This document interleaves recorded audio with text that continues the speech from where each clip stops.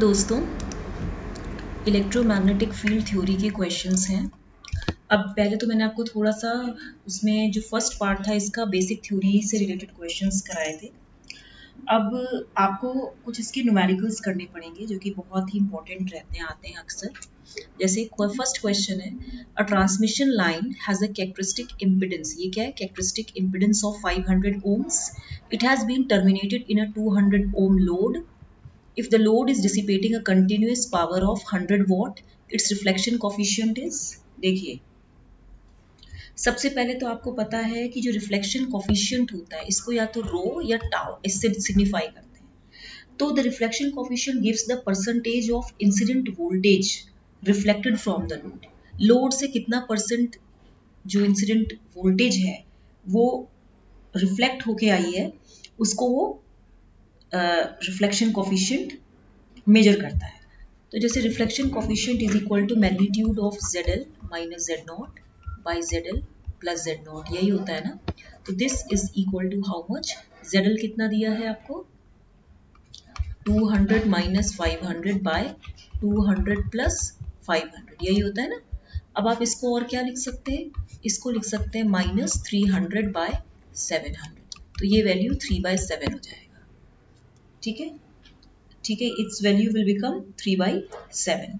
तो आपका जो आंसर आएगा वो आप लिखिए, इसका आंसर होगा ये वाला। ठीक है, नेक्स्ट क्वेश्चन है, अ लॉसलेस। जब भी हम लॉसलेस की बात करते हैं तो लॉसलेस का मतलब ये होता है there will be no reflections. तो Z L equal to Z naught, मतलब परफेक्टली मैच्ड लाइन होगी। ठीक है, a lossless transmission line of length L is open circuited. That means if this is the transmission line of length L, ठीक है, इसका beta phase constant है, Z naught characteristic impedance है, तो ये ओपन सर्किट है। That means it is open circuit. Okay, तो इनका इम्पिडेंस क्या होगा? तो इनपुट इम्पिडेंस होगा Z input is equal to Z O C is equal to, क्या होता है? Z O C is equal to j Z naught plus J Z naught tan beta L ही होता है ना। अगर आप इसमें देखेंगे तो ये ओपन सर्किटेड की बात कर रहा है, आपको ये फॉर्मूला मालूम होगा। ओपन सर्किटेड लोड के लिए क्या होता है, मैं इसको लिखूं, जब ये ओपन सर्किट की बात करता है तो ZL is tending towards infinite. Input impedance क्या होगा? Z input is equal to Z naught into Z L plus J Z naught tan beta L by Z naught plus J Z L tan beta है। ठीक है, अब इसमें देखो ZL tending towards what? It is tending towards infinity. That means ये 1 plus J Z naught by Z L tan beta L हो गया। ठीक है, एंड आफ्टरवर्ड्स मैं इसको अगेन कर सकती हूँ जेड नॉट प्लस जे, अगर मैं यहाँ पे डाल दूँ ये यहाँ पे आपका जेड एल इनफाइनाइट है। ठीक है, तो यहाँ पे मैं इसको और कैसे कर सकती हूँ? मैं इसको लिख सकती हूँ जेड एल प्लस जे tan बीटा एल, मतलब कि मैंने यहाँ से ZL कॉमन लेना है। जब मैं ZL कॉमन लूंगी यहाँ से भी ZL कॉमन लूंगी तो ये कितना हो जाएगा? Z not by ZL। तो यहाँ पे ये ZL और ये ZL कैंसिल हो जाएगा, कैंसिल हो जाएगा ना, ये ब्रैकेट में है। अब ये तो इनफाइनाइट था, ये भी इनफाइनाइट था, तो आपकी वैल्यू क्या हो जाएगी? आपकी वैल्यू क्या हो जाएगी? आपकी वैल्यू हो जाएगी Z not into 1 plus something divide by infinity 0 by ये भी 0 प्लस जे tan बीटा है, यही होगा। तो मैं क्या लिखूंगी इसको? Z not by J tan beta है। तो ये वैल्यू कुछ j बाई जे स्क्वायर, तो ये minus J Z not caught beta L हो जाएगी। तो ये हो जाएगा ZOC that means minus J Z not caught beta L. ये आपका होता है ओपन सर्किटेड इम्पिडेंस। आपको इसके लिए इनपुट इम्पिडेंस जो ट्रांसमिशन लाइन की होगी वो याद करना पड़ेगा। ठीक है, बीटा वेव नंबर है, तो आपका जो आंसर होगा वो थर्ड ऑप्शन होगा। नेक्स्ट क्वेश्चन है, for a lossless line terminated in a short circuit the stationary voltage minima and maxima are separated by. देखिए वोल्टेज एंड करंट एक्सप्रेशंस जो होते हैं ट्रांसमिशन लाइन में वो क्या होते हैं? Voltage as a function of L, this is equal to v plus e to the power j beta L into 1 plus gamma L e to the power minus e to the power minus twice beta l। ठीक है, अब हमें current निकालना है, तो current as a function of length l, l is what? It is the distance from load. तो यानी कि ये वैल्यू कितनी हो जाएगी? v by Z naught, v plus by z naught e to the power j beta l into 1 minus tau l e to the power minus twice beta, यही हो जाएगा। अब आप देखिए टाउ एल तो क्या, reflection coefficient at the load side, तो reflection coefficient at the load end हम इसको क्या लिख सकते हैं, tau L equal to magnitude of tau L e to the power j five. ठीक है, अब आप इसको और कैसे लिख सकते हो, v of l is equal to v plus E to the power j beta l into 1 plus magnitude of gamma l E to the power j five minus twice beta l, यही होगा। देखिए जो आपका current होगा, current as a function of L v plus by z naught, ठीक है, e to the power j beta l into 1 minus ये value magnitude of gamma l e to the power j 5 minus twice beta l, ठीक है, ये value हो जाएगी। अब आप देखो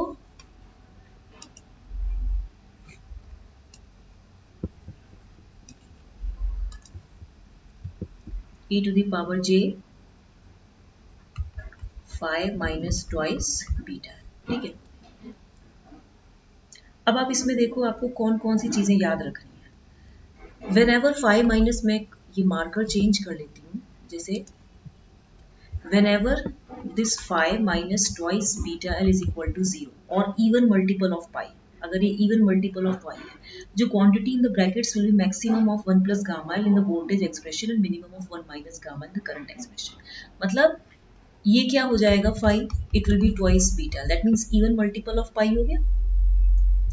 Whenever the voltage is maximum, जब भी आपका voltage maximum होगा तो current amplitude जो होगा वो क्या होगा, आपका minimum होगा, ठीक है। Similarly when 5 minus twice beta L is equal to odd multiple of pi, तो क्या होगा, वोल्टेज क्या होगा आपका, वोल्टेज मिनिमम होगा और करंट क्या होगा, मैक्सिमम होगा। और जब ये इवन मल्टीपल होगा तो वोल्टेज मैक्सिमम होगा, करंट मिनिमम होगा। तो डिस्टेंस जो है आपका एडजेसेंट, मैं यहाँ पे कहाँ लिखूँ, इसको यहाँ लिख देती हूँ, जो डिस्टेंस होगा between adjacent voltage maxima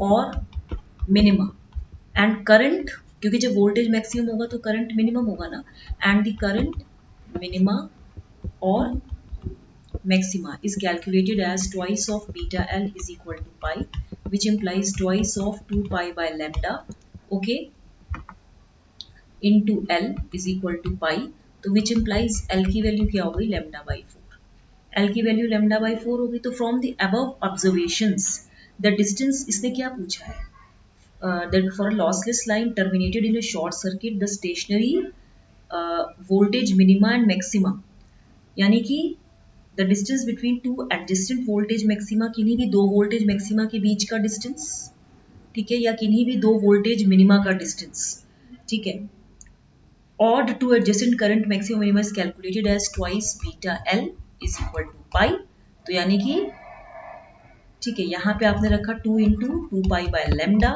into L is equal to 2 pi, ठीक है, बीटा की value 2 pi by lambda L है, तो एल की वैल्यू कितनी हो जाएगी, ये कैंसिल हो गया, तो L is equal to lambda by 2 हो गया, तो यहाँ पे एल की वैल्यू लेमडा बाई 2 हो जाएगी।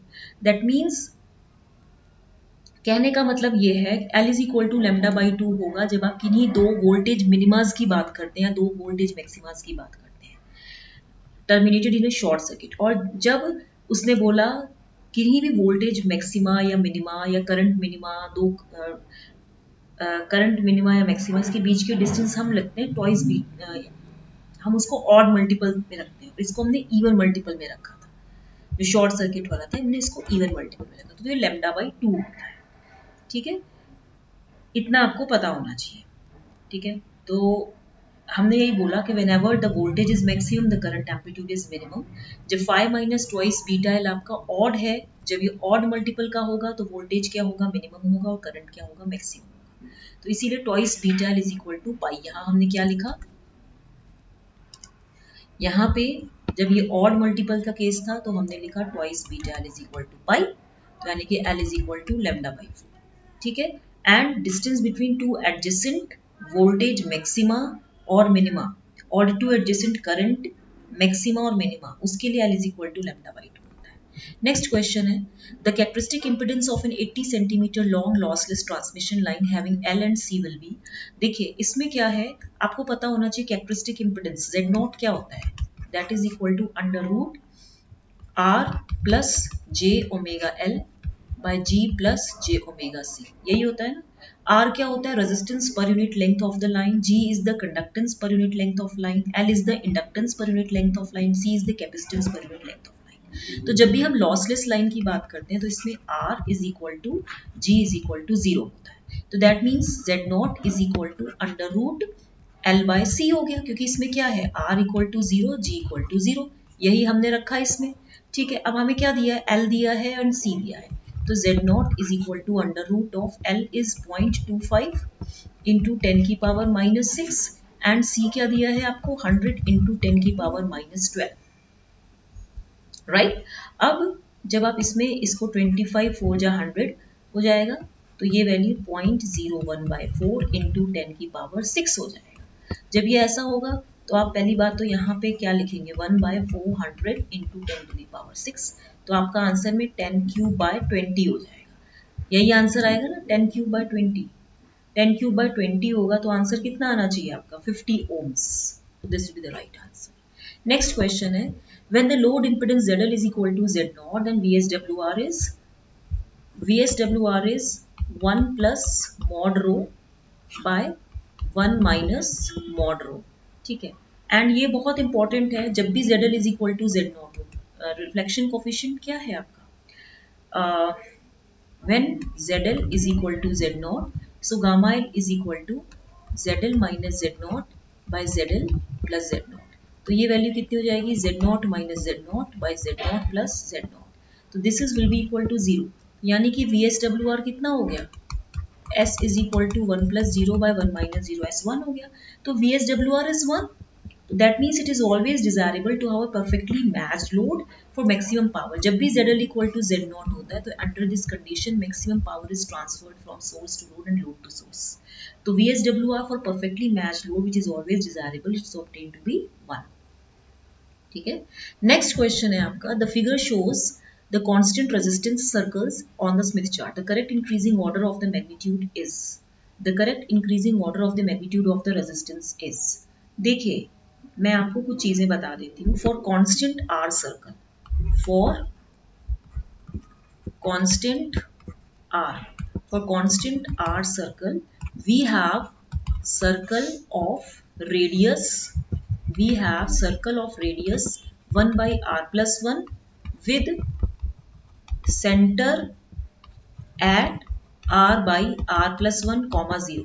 तो जितना स्मॉलर रेडियस होगा लार्जर रेजिस्टेंस होगा, मतलब जो कांस्टेंट रेजिस्टेंस सर्कल्स आप ये देख रहे हो, ये वाले जो कांस्टेंट रेजिस्टेंस सर्कल्स हैं, ठीक है, इनका जो रेडियस है वो 1 by r plus 1 होगा with centre at r by r plus 1 comma 0। तो जबकि रेडियस जैसे जैसे घटता जाएगा, ठीक है, रेडियस पहले यहाँ था फिर यहाँ था यहाँ था, तो रेजिस्टेंस क्या होता जाएगा बढ़ता जाएगा। तो mapping from impedance plane to Smith chart ऐसे होगा। तो इसका मतलब क्या है, किसका रेडियस सबसे ज्यादा है, इसका ज्यादा है, A less than B less than C, ठीक है, ठीक है, इस तरह से होगा। नेक्स्ट क्वेश्चन है at lambda by your transmission line is terminated by a short circuit, the input impedance of such line is, again you have to apply the formula, you have to apply the formula, that means आपके पास input impedance transmission line का कितना है, Z input is equal to Z0 into ZL plus J Z0 tan beta L upon Z0 plus J ZL tan beta, ठीक है। तो Z0 characteristic impedance है and ZL load impedance है। तो for L is equal to lambda by 8 आपके पास beta L कितना हो जाएगा 2 pi by lambda into lambda by 8, तो this is equal to what pi by 4। तो जब आप इसमें इक्वेशन में रखोगे तो Z input is equal to Z0, ये वैल्यू होगी। उसके बाद आप क्या करेंगे इसमें, यहाँ पे ये वैल्यू हो जाएगी ZL plus J Z0 tan beta L का मतलब क्या हुआ tan पाई बाय 4, तो tan 45 हो गया ना ये, तो tan 45 इज ऑलवेज 1, तो ये वैल्यू ये हो जाएगी and Z0 plus J ZL। अब इसमें क्या है, हमें क्या पूछा गया है शॉर्ट सर्किट, तो शॉर्ट सर्किट में हमेशा ZL is tending to 0, ZL 0 हो जाता है, तो दैट मीन्स ये 0 हो गया, ये 0 हो गया, तो आपके पास क्या बचा, Z input Z0 into J Z0 by Z0, तो ये वैल्यू जे Z0 आ जाएगा। क्योंकि इम्पिडेंस की पॉजिटिव इमेजिनरी पार्ट है, तो transmission line behaves as an inductive transmission line, तो हम इसको क्या बोलेंगे, इंडक्टिव ट्रांसमिशन लाइन, राइट। अब आप देखो इसमें नेक्स्ट क्वेश्चन है, for an open circuited transmission line with no load impedance connected to its end the voltage reflection coefficient is, again आप देखिए reflection coefficient gives the percentage of the incident voltage, जैसे ये आपकी incident voltage है, right. तो यहाँ पे यही चीज जो होगी आपकी, ये रिफ्लेक्टेड आएगी, मतलब यहाँ पे कोई बाउंड्री है यहाँ पे, या लोड है, कुछ भी है, यहाँ से जब वो पड़ेगी या तो इंसिडेंट होगी, तो यहाँ से रिफ्लेक्ट होके आएगी।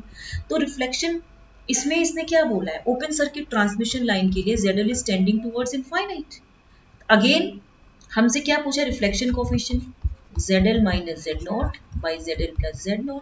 अब आप इसको सॉल्व कीजिए, कितना हो जाएगा, 1 minus Z0 by ZL by 1 plus Z0 by ZL।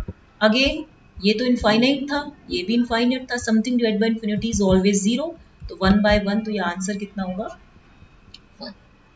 हमेशा याद रखिए ओपन सर्किटेड या शॉर्ट सर्किटेड में भी शायद जो वो आपका रिफ्लेक्शन कोफिशिएंट था वो 0 था ना, 1 प्लस रो बाय 1 माइनस 0, ये तो आपको देखना पड़ेगा अभी, ठीक है। अभी इसने लिखा भी नहीं था कि perfectly match transmission line. Next question है, using a quarter wave transformer of characteristic impedance 1 ohm, that means Z0 1 ohm है, load impedance 100 ohm है, it will be transformed to impedance of the value। अब आपको देखो इसका एक formula मैंने आपको बताया, जब भी हम क्वार्टर वेव ट्रांसफॉर्मर की वैल्यू फीड निकालते हैं, L इज इक्वल टू क्या हो जाता है, मैंने आपको फॉर्मूला बताया था ना, इस फॉर्मूले में आपको क्या करना है, इस फॉर्मूले में you have to put L is equal to lambda by 4, किसका है ये, क्वार्टर वेव ट्रांसफॉर्मर।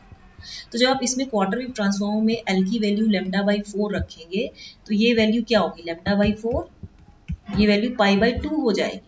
तो tan 90 और tan 180 में क्या फर्क है, तो इसका मतलब आपका जो Z इनपुट होगा वो Z0 स्क्वायर बाई ZL हो जाएगा क्वार्टर वेव ट्रांसफॉर्मर के केस में, ठीक है। तो यहाँ पे देखिए, यहाँ पे जब आप इसकी वैल्यू रखेंगे, तो putting L is equal to lambda by 4, putting L is equal to lambda by 4 in input impedance formula of transmission line, तो Z input is equal to Z0 square by ZL हो जाएगा, right. तो ये करने के बाद आप देखिए Z0 की वैल्यू कितनी है, 1 ओम है, एंड ZL की वैल्यू कितनी है, 100 ओम है, राइट। तो ये 1 by 100 ओम इज 0.01, तो ये 0.01 ओम हो गया। नेक्स्ट क्वेश्चन है, नेक्स्ट क्वेश्चन है, inductance and capacitance per unit length of a lossless transmission line are, मतलब आपको L दिया है, C दिया है, the velocity of the wave propagation and the characteristic impedance of the transmission line are. See what happens, आपके पास phase velocity कितनी है, 1 बाय अंडर रूट LC, ठीक है। तो कैरेक्टरिस्टिक इंपेडेंस जो ट्रांसमिशन लॉसलेस ट्रांसमिशन लाइन की होती है, जो लॉसलेस ट्रांसमिशन लाइन की कैरेक्टरिस्टिक इंपेडेंस होती है, वो होती है under root L by C। तो फेज वेलोसिटी जो थी आपकी वो कितना था, 1 अपॉन अंडर रूट C कितना था, 0.1 इंटू नैनो फराड कह रहा है ना, नैनो हेनरी भी 10 टू दी पावर -9 है, ये 0.1 इंटू 10 की पावर -9 हो गया। जब आप इसको सॉल्व करेंगे तो 1 बाय अंडर रूट 250 इंटू 10 की पावर -9, और यहाँ पे इंटू 0.1 हो जाएगा। जब आप ये पूरा सॉल्व करेंगे, ठीक है, पूरा इसको सॉल्व करने के बाद क्या हो जाएगा, यहाँ पे ये वैल्यू हो जाएगी 5, ठीक है, और यहाँ पे जो 10 की पावर हाँ, ये 10 की पावर 9 ऊपर चला जाएगा, तो आपकी वैल्यू कितनी आएगी, अगर मैं इसको ब्रेक करूँ 10 इंटू 10 की पावर 8 बाई 5, तो ये वैल्यू 2 हो जाएगी।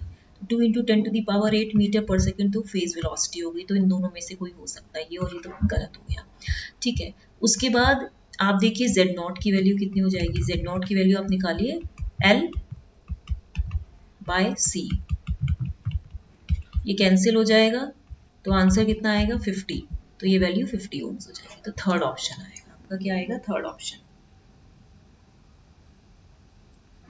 ठीक है। तो मैंने आपको 10 क्वेश्चंस कराए हैं और ये सारे क्वेश्चंस बहुत इंपॉर्टेंट हैं। मैक्सिमम क्वेश्चंस कंपटीशन में एक दो क्वेश्चन रिफ्लेक्शन कोफिशिएंट का, VSWR निकालने का और इनपुट इम्पिडेंस का, 3 क्वेश्चन इसके बनते हैं, 3 से 4 क्वेश्चन या 5 भी आ सकते हैं। तो ये सारे इंपॉर्टेंट क्वेश्चंस हैं। आप लोग मेरा पढ़ाना आप उसमें चाहे सब्सक्राइबर्स कम करें या ना करें, मैं तो इसको थोड़ा बहुत कराती रहूंगी। ठीक है, थैंक यू वेरी मच।